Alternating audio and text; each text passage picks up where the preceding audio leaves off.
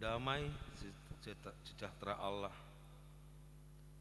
yang melampaui segala akal, itulah yang menyertai hati dan pikiran di dalam Yesus Kristus Tuhan kita. Amin.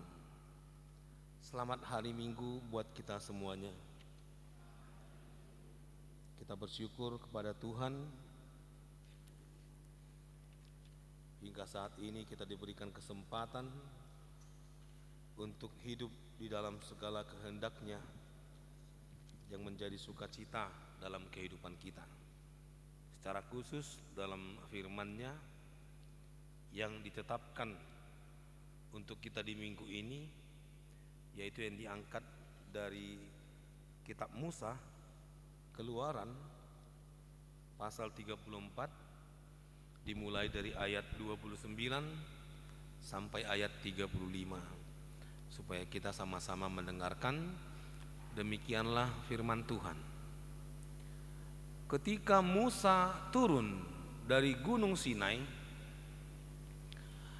kedua loh hukum Allah ada di tangan Musa ketika ia turun dari gunung itu. Tidaklah ia tahu bahwa kulit mukanya bercahaya, oleh karena ia telah berbicara dengan Tuhan. Ketika Harun dan segala orang Israel melihat Musa, tampak kulit mukanya bercahaya, maka takutlah mereka mendekati dia. Tetapi Musa memanggil mereka, maka Harun dan segala pemimpin jemaah itu berbalik kepadanya, dan Musa berbicara kepada mereka. Sesudah itu mendekatlah segala orang Israel, lalu disampaikannya lah kepada mereka segala perintah yang diucapkan Tuhan kepadanya di atas gunung Sinai. Setelah Musa selesai berbicara dengan mereka, diselubunginya lah mukanya. Tetapi apabila Musa masuk menghadap Tuhan untuk berbicara dengan dia, ditanggalkannya lah selubung itu sampai ia keluar. Dan apabila ia keluar, dikatakannya lah kepada orang Israel apa yang diperintahkan kepadanya. Apabila orang Israel melihat muka Musa, bahwa muka Musa bercahaya, maka Musa menyelubungi mukanya kembali sampai ia masuk menghadap untuk berbicara dengan Tuhan. Demikianlah firman Tuhan. Saudara-saudara yang terkasih, dalam nama Yesus Kristus, banyak yang membuat kita mungkin jauh daripada kehendak Tuhan, jauh dari cahaya dan juga sinar yang Tuhan berikan di dalam hidup kita. Oleh karena itu Tuhan memberikan kuasa kasih-Nya supaya kita mampu hidup dalam segala kehendak-Nya. Luar biasa keinginan Tuhan dalam hidup kita. Walaupun terkadang kita tidak menerima atau menolak rencana Tuhan itu, tetapi Dia dengan berbagai cara terus menerus selalu memberikan kehendak-Nya bagi manusia. Begitu juga kepada bangsa Israel yang telah menduakan Tuhan. Jadi yang dibawa Musa yang saya baca tadi adalah dua loh batu yang baru. Kalau dua loh batu yang pertama itu sudah dipecahkan oleh Musa karena mereka membuat patung lembu emas sebagai pengganti Tuhan. Terkadang manusia tidak dapat bertahan dalam imannya. Kenapa nggak bisa bertahan? Karena banyak godaan, karena lemah dagingnya. terlalu kuat godaan itu, atau dia memberikan dirinya digoda dan dia tidak memakai kekuatan Tuhan untuk menghadapinya. Sementara kita diminta untuk selalu memenangkan setiap tantangan, godaan dan juga cobaan itu. Kita ini masuk ke minggu-minggu penderitaan, 70 hari sebelum Paskah, 60 hari sebelum Paskah, dan hari ini kita masuk ke minggu Estomihi yang mengatakan bahwa Tuhan Allah adalah gunung batuku yang terkuat. Itu sudah terbukti. Jadi kalau kita mengandalkan Tuhan dalam segala pergumulan hidup kita, maka kita menjadi orang-orang yang kuat. Dia hadir untuk memberikan cahayanya, terangnya, hati dan pikiran kita diterangi untuk menerima segala kehendaknya di dalam kehidupan kita. Oleh karena itu, bagaimana kita yakin dan sadar bahwa Allah itu hadir? Apa yang menjadi tanda kehadiran Allah dalam hidupmu? Kalau bangsa Israel jelas, ketika dua loh batu itu ada di tengah-tengah mereka, mereka percaya Allah ada, hadir di tengah-tengah mereka. Bagaimana dengan Anda? Apakah ada tanda bahwa Allah itu hadir dalam hidup? Dia ada. Apa tandanya?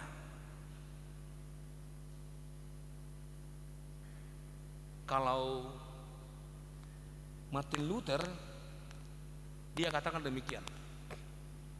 Ketika aku mau makan, ketika aku melihat makanan, aku berhadapan dengan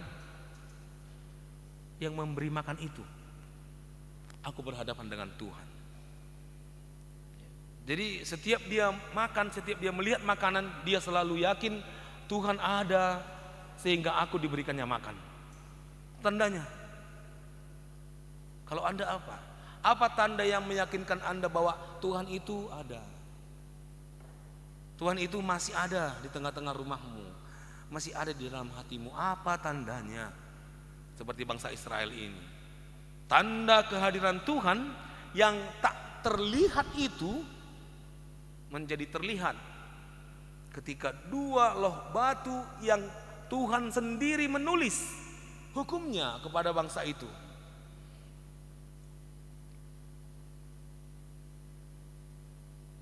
Apa yang kita ingat?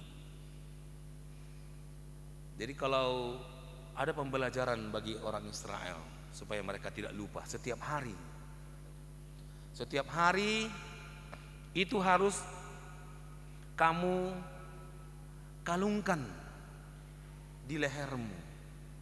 Itu harus kamu kalungkan di tanganmu. Jadi setiap dia melihat tangannya dia ingat ada Tuhan. Itu harus kau gantungkan di atas pintumu. Jadi ketika dia mau masuk, Tuhan melihat aku. Harus kau gantungkan di gerbang rumahmu. Jadi selalu diingatkan, jangan sampai lupa. Banyak orang lupa bahwa Tuhan selalu melihat dia. Banyak orang lupa bahwa Tuhan selalu menyinari orang itu, sehingga dia melakukan segala perkara yang melahirkan dosa. Seperti bangsa Israel, mereka lupa bahwa Tuhan sedang memberikan hukumnya kepada Musa. Mereka nggak sabar. Musa sudah mati. Ayo kita buat Tuhan yang baru. Mereka tidak sabar.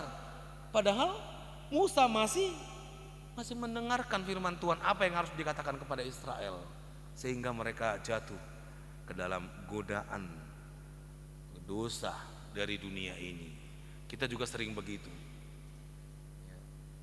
Jadi sudah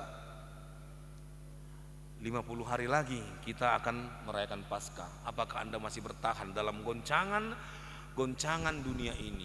Buktikan. Sama kita dengan saudara-saudara kita yang merayakan bulan yang fitri.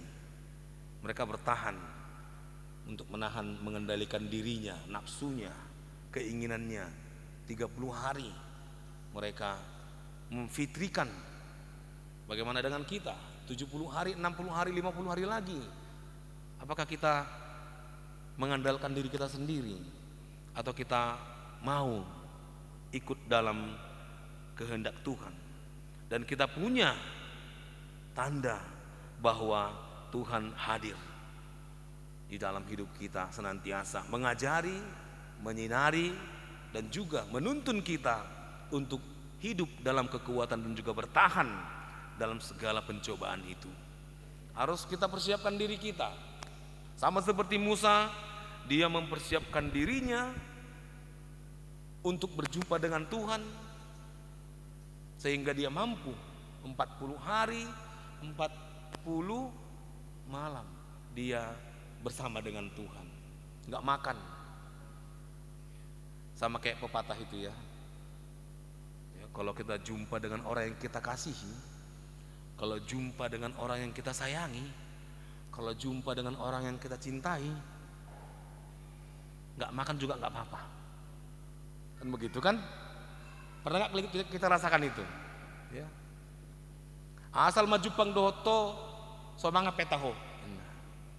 Kan begitu dengan orang yang kita cintai. Musa juga demikian, asal berjumpa dengan Tuhan, dia mau bertahan supaya kekuatannya hadir di dalam kehidupan kita. Kita diingatkan untuk mempersiapkan diri kita menerima cahaya Tuhan dan juga kekuatannya. Kita diingatkan bahwa ketika kita bersama-sama dengan Tuhan, maka Dia hadir dalam hidupmu. Kekuatannya ada dalam hidupmu. Di mana kita bersama-sama dengan Tuhan? Di dalam persekutuan, di dalam doa, dalam pujian, terlebih di dalam firman-Nya.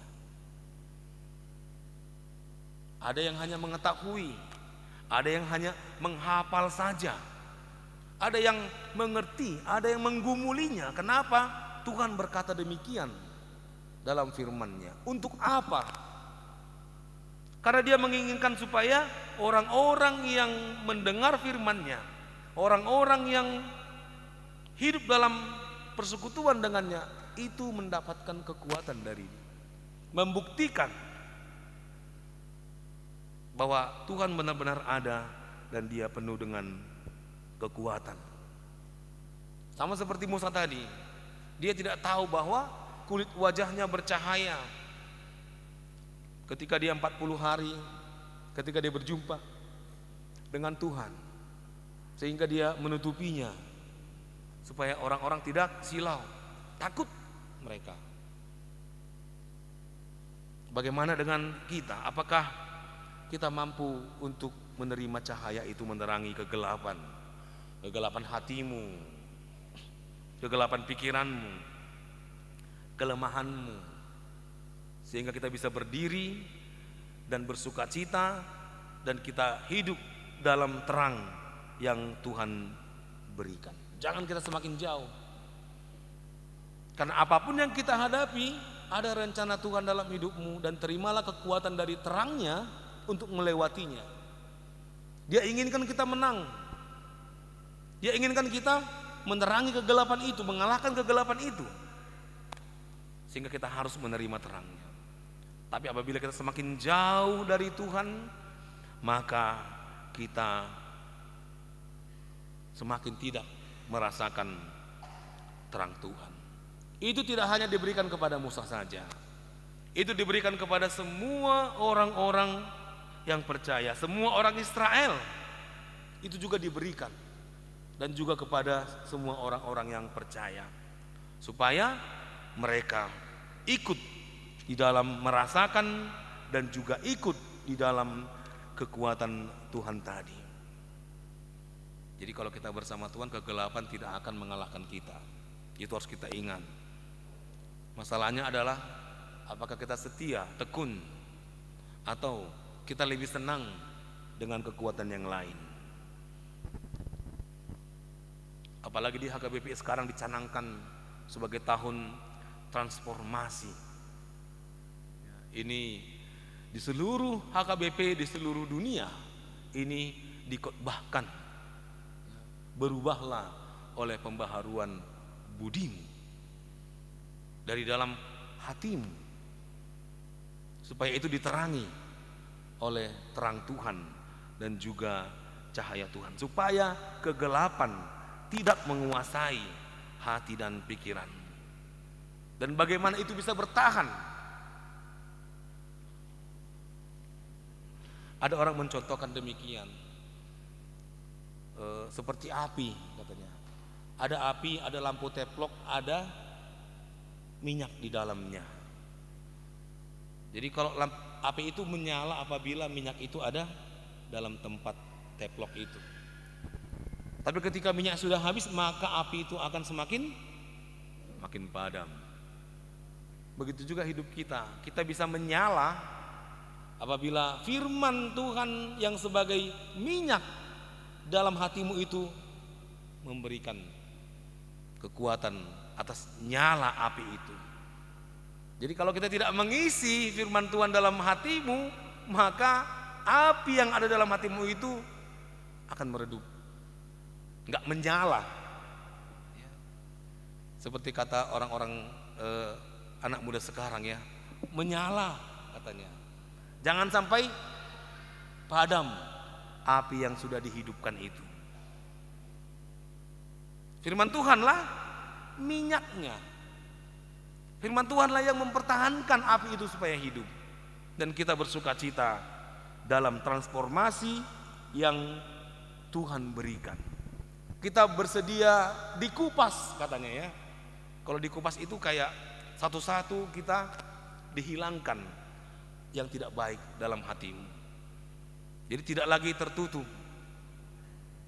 Kita terbuka untuk segala kehendak Tuhan.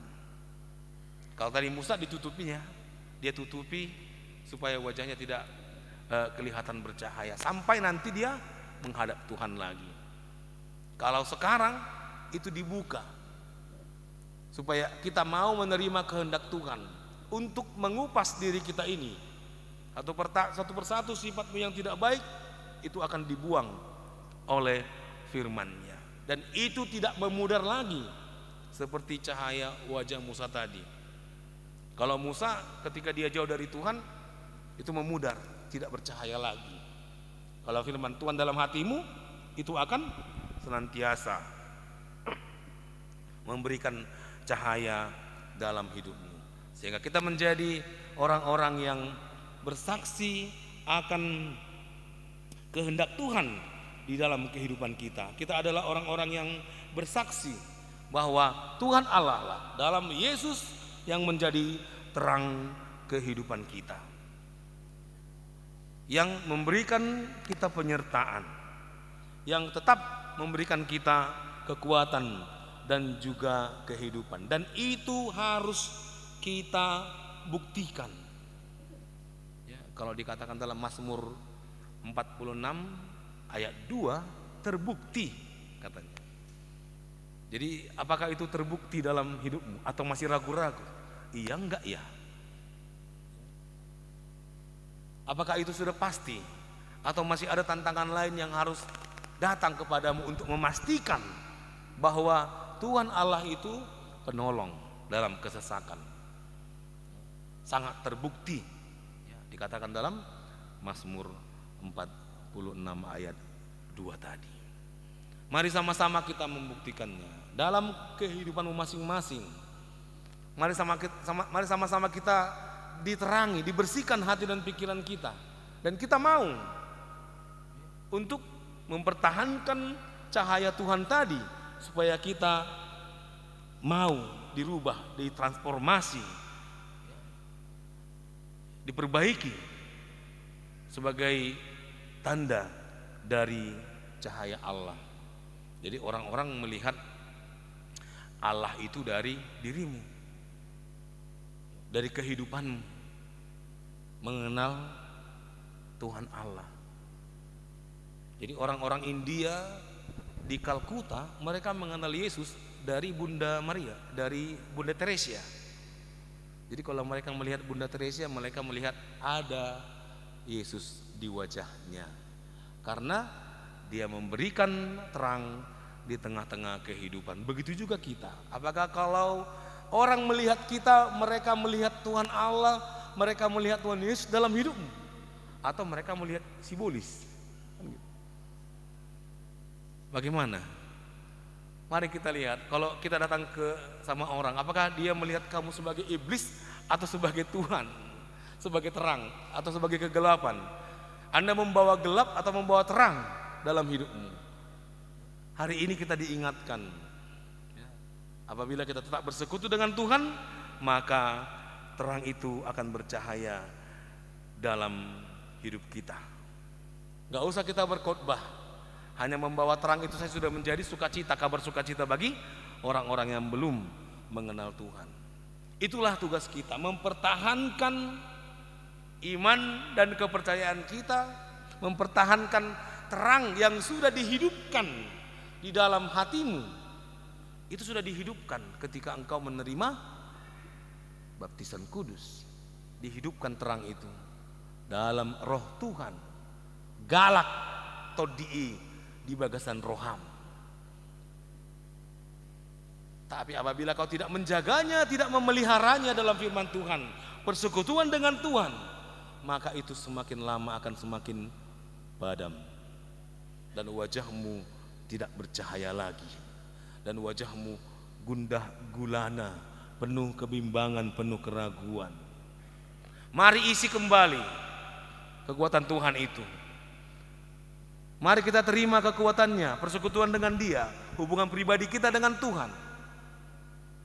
Maka kita akan mendapatkan segala rencana Tuhan, dan kita selalu diterangi, dan kita mampu untuk membawa terang itu di tengah-tengah kegelapan di rumah kita masing-masing,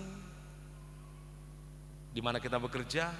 Kita membawa terang, membawa semangat, membawa sukacita. Itulah yang Tuhan inginkan, sehingga kegelapan itu dimanapun akan diterangi apabila kita hadir dimanapun kita berada. Tuhan yang bercahaya, kita yang membawa cahayanya, dan juga dunia ini dapat diterangi. Amin. Kita berdoa.